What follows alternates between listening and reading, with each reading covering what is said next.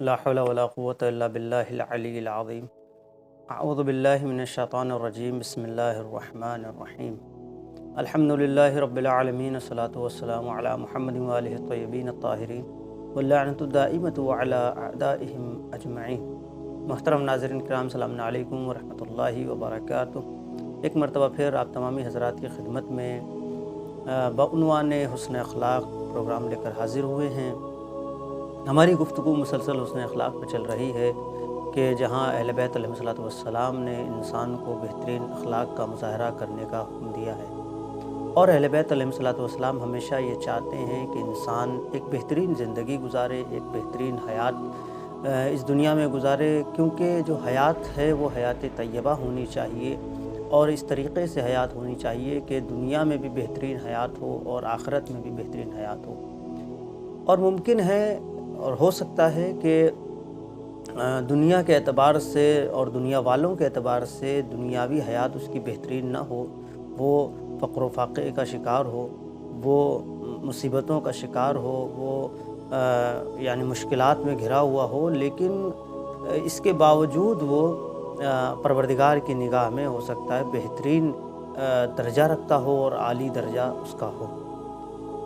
ناظرین، یہ جو شرف ملتا ہے اور یہ جو شرف ملے گا دنیا کو، وہ کیوں ملے گا؟ وہ اس لیے ملے گا چونکہ جب وہ اہل بیت علیہ الصلوۃ والسلام کے بتائے ہوئے طریقے اور ان کے بتائے ہوئے راستے پر چلے گا اور جو وہ چاہتے ہیں اس طریقے سے انجام دے گا، تو یہ مقام و منزلت مل سکتی ہے۔ محترم ناظرین، آپ کی خدمت میں ایک حدیث پیش کروں۔ امام رضا علیہ الصلوۃ والسلام کا زمانہ ہے۔ ایک شخص امام کے پاس آیا اور آنے کے بعد اس نے ایک سوال کیا، اور عجیب سوال تھا۔ امام سے کہتا ہے، یا ابن رسول اللہ، ما حد حسن الخلق، حسن اخلاق کی حد کیا ہے؟ یعنی حسن اخلاق کی حد ہم کس چیز کو سمجھیں کہ یہ حسن اخلاق ہے اور یہ اس کی حد ہے؟ تو امام علیہ الصلوۃ والسلام ایک ایسا جملہ ارشاد فرماتے ہیں کہ واقعاً اگر اس جملے پر عمل ہو جائے اور اس جملے کو انسان غور سے دیکھے اور اس پر عمل کرنے لگے تو انسان کی زندگی کامیابی سے ہمکنار ہو جائے گی۔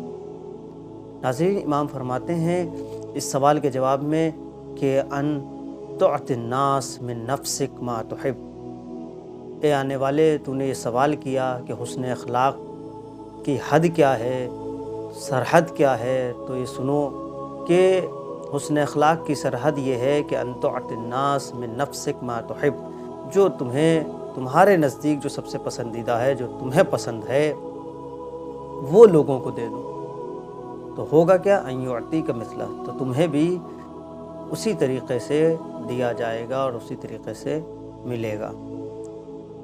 تو عزیزان گرامی، یہ اور محترم ناظرین، یہ ہے اخلاق اور حسن اخلاق کی حد جسے اہل بیت علیہ الصلوۃ والسلام نے بیان فرمایا ہے۔ اور واقعاً اگر ہم اور آپ اس مرحلے میں اتر آئیں اور اس بات پر آمادہ ہو جائیں کہ جو اہل بیت علیہ الصلوۃ والسلام فرماتے ہیں کہ جو تمہیں پسند ہے وہ دوسروں کے لیے پسند کرو، جیسے کہ ایک مقام پر امام صادق علیہ الصلوۃ والسلام کا بھی یہ قول ہے کہ جو تمہیں پسند ہے وہ دوسرے کے لیے پسند کرو، اور جو تمہیں ناپسند ہے وہ دوسرے کے لیے ناپسند کرو۔ اگر یہ والی کیفیت دنیا میں اور معاشرے میں پھیل جائے تو پھر بہت ساری چیزیں اور بہت ساری خرابیاں ختم ہوتی نظر آئیں گی۔ ناظرین، ایک مقام پر امام علیہ الصلوۃ والسلام ارشاد فرماتے ہیں، امام فرماتے لا یکمل المؤمن ایمانہ، مومن اپنے ایمان کو اس وقت تک کامل نہیں کر سکتا حتی تکون فیہ ثلاث خصال، یہاں تک کہ اس کے اندر 3 خصلتیں نہ ہوں، 3 صفت نہ ہوں، 3 چیزیں نہ پائی جائیں۔ پہلی خصلۃ من ربک، ایک وہ خصلت ہے جو اس کے پروردگار کی اس کے اندر ہوگی، بہت بڑی حدیث اور بہت اہم حدیث ہے۔ ایک خصلت وہ ہوگی جو پروردگار کی خصلت ہوگی لیکن اس کے پاس پائی جائے گی۔ وخصلۃ من نبیک، ایک خصلۃ من نبیہ، اور ایک خصلت وہ ہوگی جو اس کے پیغمبر میں پائی جائے گی اور وہ اس شخصیت میں اور اس انسان میں پائی جانی چاہیے۔ وخصلۃ من امامہ، اور ایک خصلت اس کے اندر امام کی پائی جانی چاہیے. یعنی کسی بھی مومن کا ایمان اس وقت تک مکمل نہیں ہوگا جب تک یہ 3 خصلتیں اس میں نہ پائی جائیں. ایک خصلت الہی، ایک خصلت نبوی اور ایک خصلت یعنی امام. کیا ہے؟ پھر امام فرماتے ہیں فَأَمَّا الَّتِي مِن رَبِّهِ، وہ خصلت جو اس کے پروردگار کی اس کے اندر پائی جانی چاہیے وہ کیا ہے؟ فَكِتْمَانُ السِّرِّ، وہ ہے راز کو چھپانا. چونکہ اللہ ستار العیوب ہے تو وہ کتمان السر، یہ پروردگار کی صفت ہے کہ وہ ہر ایک بندے کے راز کو جانتے اسے چھپائے ہوئے ہے. تو یہ والی صفت ایک بندے میں ہونی چاہیے تب اس کا ایمان کامل ہوگا. کیا ہے؟ کتمان السر. یہ اخلاق کی ایک یعنی وادی ہے، وہ راز کو چھپانا ہے. دوسرا کیا ہے؟ دوسرا ہے جو اس کے پیغمبر کی صفت اس کے اندر ہے، وَأَمَّا مِن نَبِيٍّ فَمُدَارَاتُ النَّاسِ. وہ کیا ہے؟ وہ انبیاء کی صفت میں سے ہے. کیا ہے؟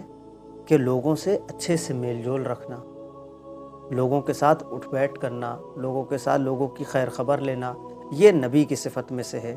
پھر اس کے بعد فرماتے ہیں وَأَمَّا مِنْ إِمَامِهِ، اور وہ صفت جو اس کے امام کی ہے، مدارات الناس وہاں پر ہے. اور دوسری وہ پیغمبر کی صفت ہے، یعنی لوگوں سے کیا اچھے سے ملنا ہے، ان کو معاف بھی کر دینا ہے، ان سے جو ہے ان کے لیے امر بالمعروف بھی کرنا ہے. یہ ان کی یعنی صفات ہیں. اور جو امام کی صفت ہے وہ کیا ہے؟ فالصبر علی البأساء والضراء، مشکلات، مصیبتوں اور مسائل پر صبر کرنا ہے، وہ ہے امام کی صفت. تو جب یہ ساری صفتیں اور تینوں صفتیں انسان کے اندر اکٹھا ہو جائیں گی، یعنی اللہ سبحانہ و تعالیٰ کی ایک صفت، ایک پیغمبر کی صفت اور ایک امام کی صفت، تب انسان کا ایمان مکمل ہوگا اور پائے تکمیل تک پہنچے گا اور اسے ایک حسن عطا ہوگا. تب انسان ایک بااخلاق اور بہترین انسان ابھر کے سامنے آئے گا. محترم ناظرین، آج کی گفتگو یہیں تک تھی. انشاءاللہ کل ایک دوسری گفتگو کے ساتھ حاضر ہوں گے. تب تک کے لیے آپ کی خدمت سے وداع چاہتے ہیں. السلام علیکم ورحمۃ اللہ وبرکاتہ.